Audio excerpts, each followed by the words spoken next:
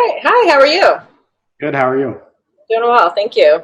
So my name's Anissa Duake, and I'm with the Clinics of David. And today we have our physician's assistant, Mr. David Joseph. And we thought that we'd give everybody an opportunity to get to know you a little bit better, so that when they come to see you, they know who they are, who you are. So I'm just going to ask you a few questions, kind of some of the similar questions that I've already asked Dr. Marcello, and just to give an opportunity to so that they can get to know you better. So the first question is, the biggest complaint that I hear from people is that when they visit their practitioner, they feel as if they're being treated like a disease rather than a person. What are your thoughts on this? I definitely agree with that feeling. I mean, even before medicine, I was a patient and I felt the same way. Like I would go into a practitioner, they wouldn't really pay attention to me. They would treat what I had and then kind of move past. But Right. I personally feel like, there's more to each visit than just the disease. There's also the person, which I feel like the Clinics of David is kind of, we're focusing more on the people than, as well as the disease, but also kind of encompassing the person as well, which, I feel is very important because sometimes, focusing on the people goes a lot further than just focusing on the disease. Yeah, definitely. Yeah, I agree. I think that that's why we're doing what we're doing, and it's exciting. So the second biggest complaint that I hear, kind of piggybacking on this idea, is that they feel like their practitioner, that they don't feel like their practitioner actually cares about them. They feel that they're just rushed in and out of the visit. And knowing what we know about the insurance industry and how that affects the doctor's ability to spend time with their clients, how do you think that this platform will be different? Well, one of the things that I like most about this platform is not only are we kind of offering the telemed where we can kind of help people treat what's bothering them, but we also have that aspect where, we're going to kind of provide a portion of our website to kind of allow people to share their stories, share their kind of encouragement, share their processes, not just the disease, but how they battle the diseases, and kind of focus on the people instead of just the disease. So I feel like it's a lot more than just here's your visit, here's your medications. It's also kind of providing an aspect where people can kind of come to get that courage that we're trying to focus on and be able to kind of handle the things that they're kind of facing on a day-to-day. Absolutely. Well, I'm excited. I think that this is going to be a really great opportunity to make a difference in how things have been done. So the third question, and this can be kind of a tricky one, but what would you say is your biggest mistake that you've made as a practitioner? And what did you learn from it? And how has it changed you as a practitioner today? That is definitely a tough question.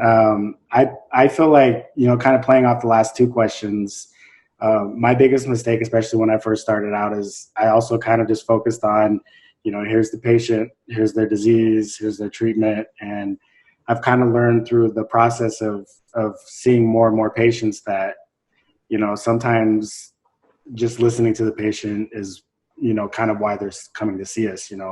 Like I saw a lady 2 weeks ago that came to see us and she was worried about the COVID and that sort of thing. But when I actually started talking to her, she was more concerned about the passing of a relative that, she was kind of battling. And I feel like she just wanted that person to listen to her and kind of take that time to kind of let her get what she's kind of feeling out. And I feel like as far as kind of, the biggest mistake is, like I said, just focusing on the patients as far as their diagnoses and their treatments instead of kind of allowing them to kind of listen, kind of get what they're filling out. And I feel like sometimes even just being there to listen to them goes a long way.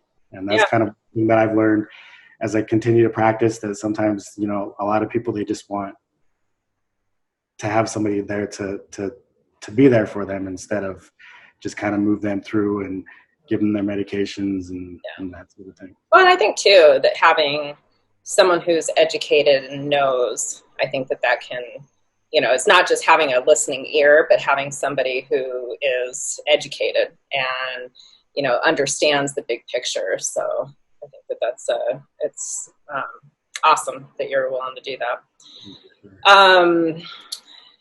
The next question is, what is something that you just love about being a practitioner? I personally have a passion for people. So, I love being able to kind of get to have that small window of time with somebody to get to learn a little bit about them. I've met a lot of very interesting people in my practice, and, I feel like that's kind of one of the things that I really like about it.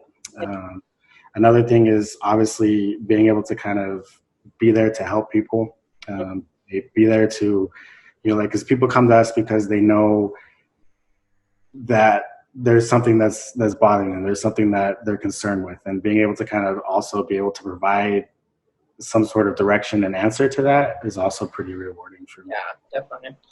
Yeah. I agree. It's nice to get answers for sure.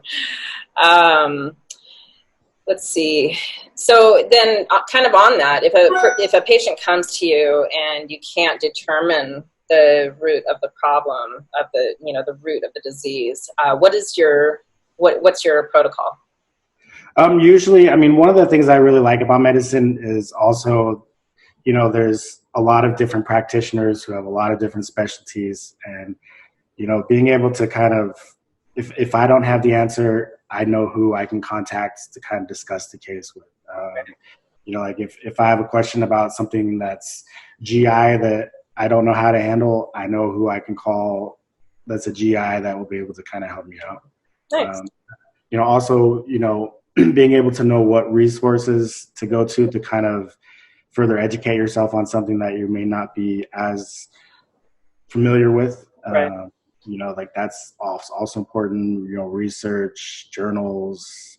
There's a lot of kind of that out there as well. Is that something that you do then? Is that, are you willing to do the research and look into things?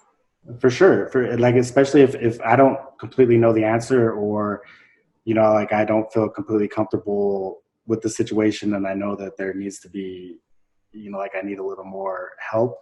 The first thing I do is I research it on my own, and then I consult any specialist that I know that can kind of help me out. And then, I feel like that's important because it not only helps the patient, but it also helps me kind of grow as a provider. Because, yeah, definitely. That's what we're all after, is growth. Okay. And so what do you think sets you apart from your colleagues? That's kind of a tough question, because I have a hard time going, there's things, I don't like seeing myself above anybody else. I feel like we all have our strengths, we all have our weaknesses. I feel like one of my strengths is that, I'm a very compassionate person, as far as, I genuinely care. If someone comes in to see me, I want to do everything I can to kind of help that person. And if it's something that's beyond my resources, I want to make sure I know the next step for that person and kind of get them in the right direction so that they can get feeling better. I also have kind of a passion for learning. I'm always kind of reading and wanting to kind of refresh on what I've learned and kind of learn more beyond what my current kind of level of learning is. Definitely. I'm with you there. Okay. And how about we talk a little bit about you as a person? What are, you said that you were really into cooking. What does that look like? Yeah, I love cooking. I feel like cooking is one of those things where you can kind of take like the basic few ingredients and put a little bit of passion and love into what you're cooking and come up with, dishes that when people eat them, they can kind of taste that passion, and it's kind of one of those things where I feel like, I mean, it's kind of like music, like there's there's certain songs that remind you of certain instances in your life, certain experiences, and I feel like food's kind of the same way. Like if certain dishes that you eat and that kind of brings you back to certain experiences and certain things that that remind you of kind of everything, I guess. Yeah. What's your favorite meal to cook? Well, I like a lot of Cajun food, so I like cooking like gumbos. I like cooking crawfish etouffee, which is pretty good. But I would have to say probably Cajun food is my favorite to cook. Yeah, it's good, spicy. Yeah. And you mentioned music. Is that another passion of yours? Yeah, I really I love music.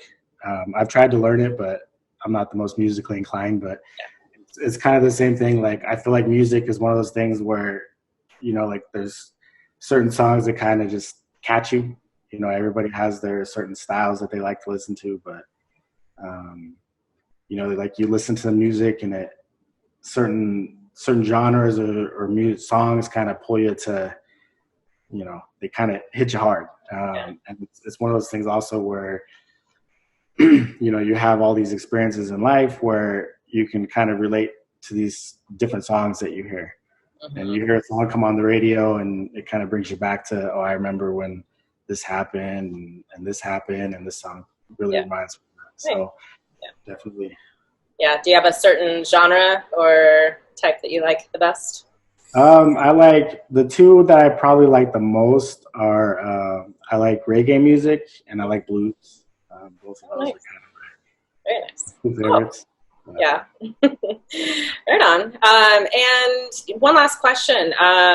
What would you tell me about your spiritual views? And are you, or do you even consider yourself a spiritual person? I do. I feel like spirituality is kind of very important for people. And, it's kind of one of those things where there's a lot of different ways that people kind of express their spirituality, a lot of different viewpoints that they kind of see as far as spirituality. There's different religions that they believe and different viewpoints, but I feel like it's a very important part of life. And I feel like it's definitely something that it can allow continued growth.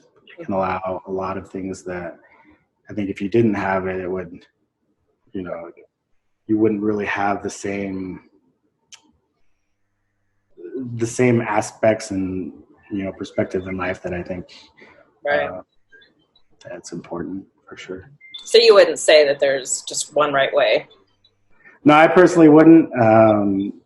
Because it's one of those things where to say one way is better than the other way is better than the other way is you can't really say that. But I feel like if it touches you the same way, whether you believe in one thing or the other, I think, that's what's important for sure. I have to agree. I like how you said that because it's really about how it affects you, and it's, your relationship to, your highest power. So right on.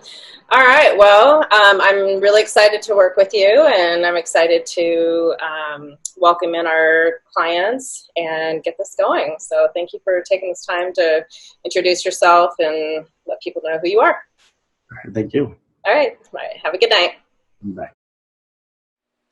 During the times of Saul, Goliath, a monster, terrorized the people of Israel, until the youngest son of Jesse, named David, convinced Saul, the ruler, to take on Goliath.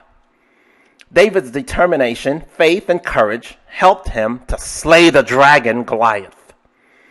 Today, we gather forces around an uncommon passion for courage. Courage to devour the Goliath that threatens our lives. We challenge you to discover the David within you that will smash and crumble that beast to the ground.